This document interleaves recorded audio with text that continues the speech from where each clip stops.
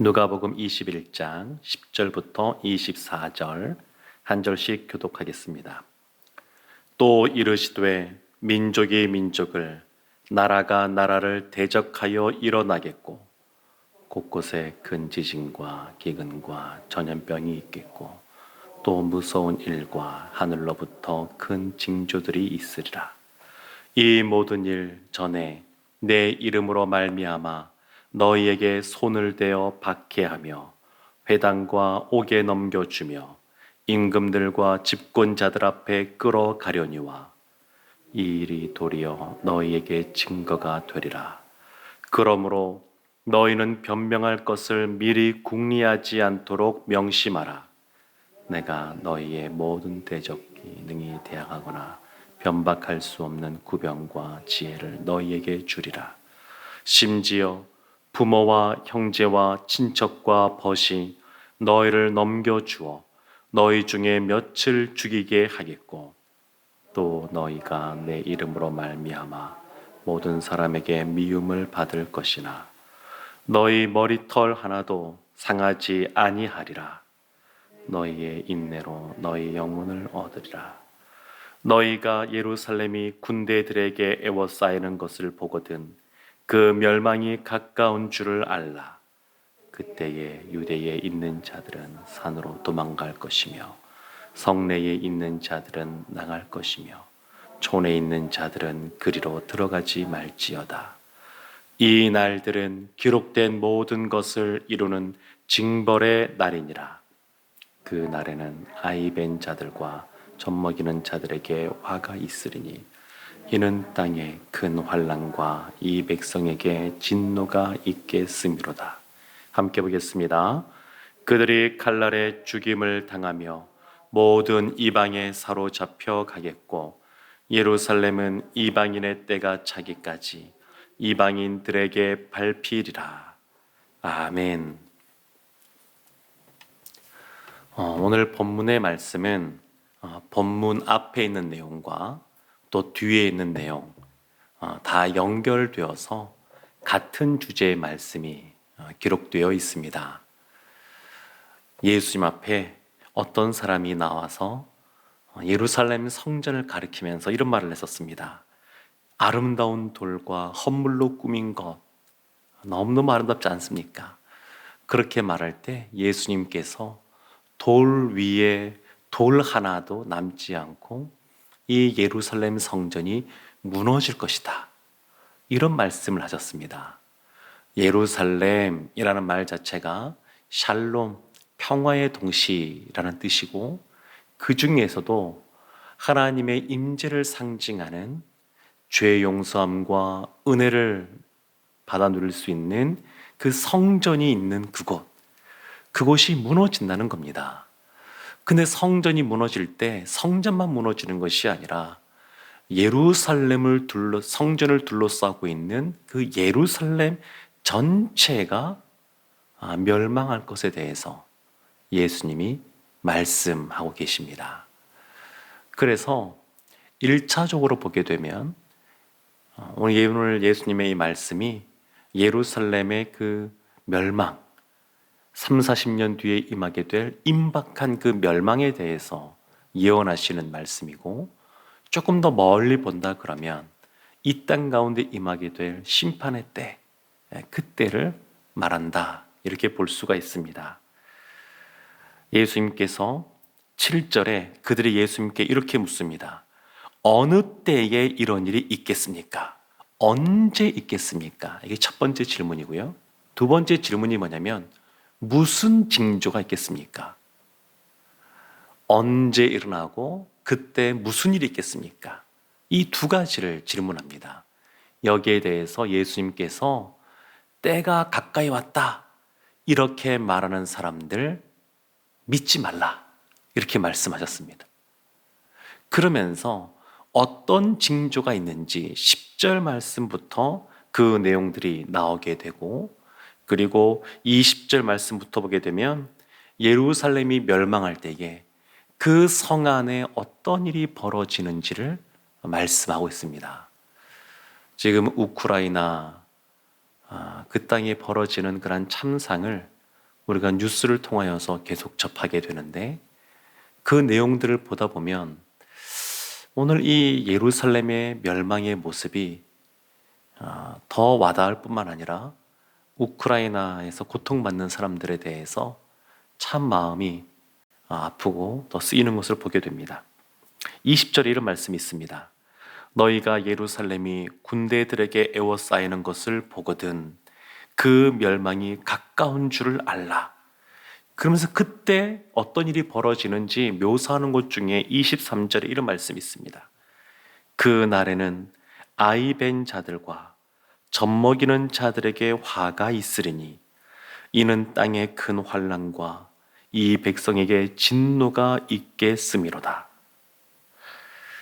24절에 그들이 칼날에 죽임을 당하며 모든 이방에 사로잡혀 가겠고 예루살렘은 이방인의 때가 차기까지 이방인들에게 밟히리라. 사실 우크라이나 침공받은 지가 이제 불과 보름 정도밖에 되지 않았습니다. 그래도 온갖 참 이 말로 표현하기가 어려운 그러한 안타까운 일들이 지금 많이 벌어지고 있는데 예루살렘이 멸망할 그때에 이러한 큰 환난과 진노가 임할 것에 대해서 예수님이 말씀하십니다.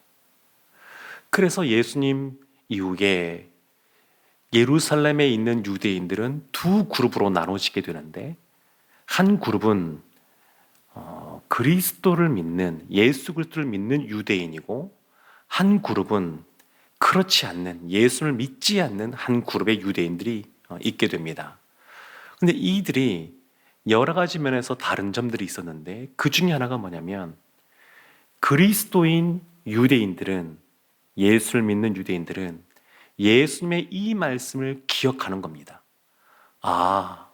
그래서 예루살렘 그러면 역사적으로 이스라엘에서 중요한 역할을 많이 감당했던 곳이고 무엇보다 성전이 있는 그러한 곳인데 이 예루살렘도 멸망이 임박했다. 이것을 마음속에 새기고 있었고 믿지 않는 그러한 유대인들은 말도 안 된다. 그런 일은 벌어지지 않는다. 이런 생각을 했었습니다. 예수님께서 10절 말씀부터 보게 되면 이제 어떤 징조들이 그 땅 가운데 임하게 되는지 이제 말씀하시는데 10절에 이렇게 나옵니다. 또 이르되 민족이 민족을 나라가 나라를 대적하여 일어나겠고 전쟁이 벌어진다는 겁니다. 곳곳에서 민족이 민족을 나라가 나라를 대적하는 전쟁이 벌어집니다. 이것이 예루살렘의 멸망, 그때 임박했을 때에 나타나는 징조이고 이 땅 가운데 심판이 임할 때에 나타날 징조라고 말합니다. 11절 말씀 보게 되면 곳곳에 큰 지진과 기근과 전염병이 있겠고 지진이나 기근이나 이런 것들은 늘 이렇게 있어 왔는데 지난 2년 동안 전 세계적으로 코로나19라고 하는 전염병이 퍼지면서 이런 말들이 아주 예사롭게 들리진 않습니다. 12절 말씀 보게 되면 이런 말씀 나옵니다. 이 모든 일 전에 내 이름으로 말미암아 너희에게 손을 대어 박해하며 믿는 사람들이 예수 그리스도를 믿는 것 때문에 그 이름 때문에 박해를 당한다는 겁니다. 17절에도 이렇게 나옵니다. 너희가 내 이름으로 말미암아 모든 사람에게 미움을 받을 것이다. 그러니까 예수 믿는 이 마지막 시대를 살아가는 사람들은 예수님의 이름 때문에 박해를 당하는 그런 모습이 나타난다는 겁니다. 그렇지만 13절에 이렇게 말합니다. 도리어 너희에게 이 일이 증거가 된다. 그러니까 이러한 일이 벌어질 때가 예루살렘의 멸망이 임할 때이고 이러한 일이 벌어질 때가 마지막 때, 심판의 날, 그때가 다가왔다라는 것을 알려준다라는 겁니다.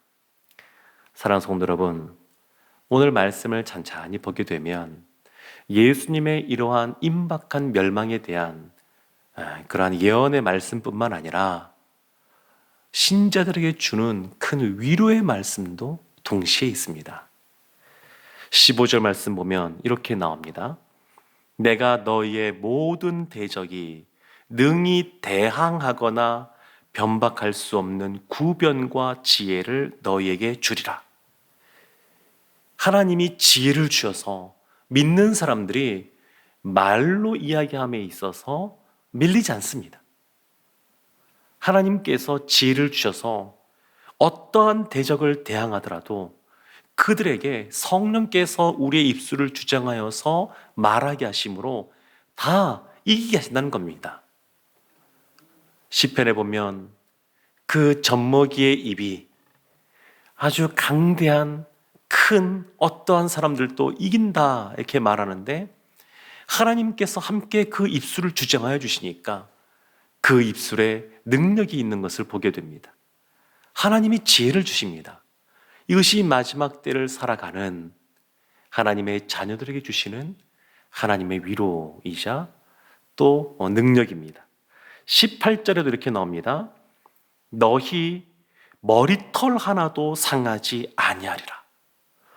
세상에 이와 같은 난리가 나고 예수 이름 믿는 것 때문에 여러 가지 박해를 받고 미움을 당하지만, 그러나 이 상황 속에서도 신자는 머리털 하나도 상하지 않고 하나님이 보호해 주신다 이렇게 말씀합니다.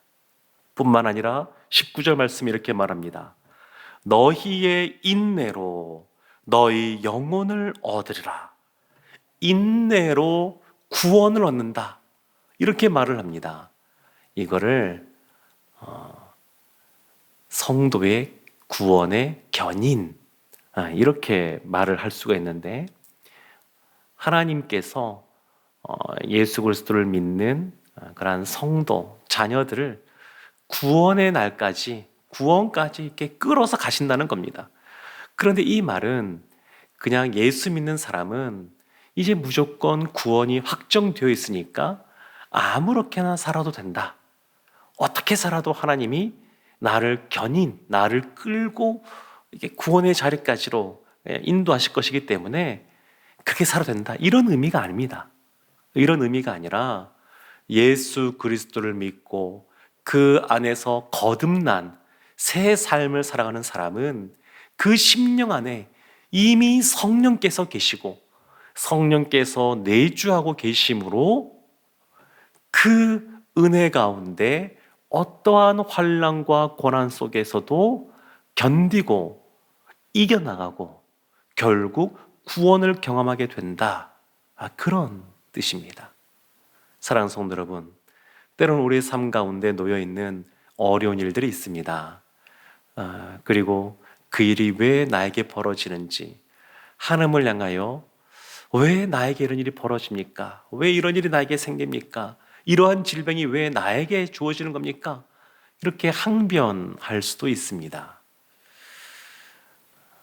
미국의 대통령이 바이든 대통령인데, 바이든 대통령이 당선될 때 그분의 그러한 일생 중에서 아주 주요한 것 중에 아주 많이 소개된 것 중에 하나가 두 컷의 만화가 있습니다.